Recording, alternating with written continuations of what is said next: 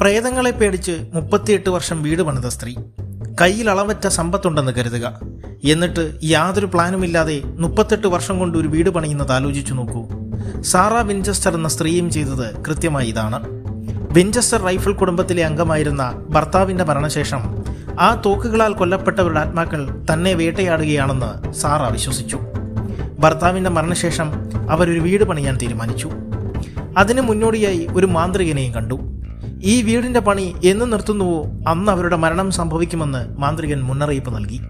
അതുകൊണ്ട് അവർ ആ വീട് നിർമ്മാണം ഒരിക്കലും നിർത്തിയില്ല. തുടർന്നുള്ള പതിറ്റാണ്ടുകളിൽ നടന്നത് വിചിത്രമായ കാര്യങ്ങളായിരുന്നു.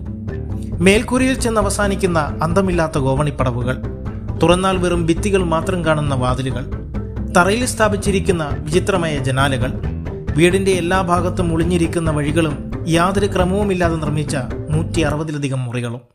ഇതിനൊന്നും ഒരു ആർക്കിടെക്റ്റോ ബ്ലൂ പ്രിന്റോ ഉണ്ടായിരുന്നില്ല. ഉണ്ടായിരുന്നത് വെറും ഭയം മാത്രമായിരുന്നു. ആത്മാക്കളെ വഴിതെറ്റിക്കാനായി അവർ വീടിന്റെ ഘടന മാറ്റിമറിച്ചുകൊണ്ടേയിരുന്നു.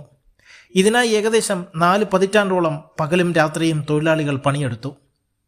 ഇന്ന് ദുഃഖത്തിൽ നിന്നും അന്ധവിശ്വാസത്തിൽ നിന്നും ഉടലെടുത്ത ഈ വിചിത്രമായ കെട്ടിടം അമേരിക്കയിലെ ഏറ്റവും നിഗൂഢമായ ഇടങ്ങളിൽ ഒന്നായി നിലകൊള്ളുന്നു.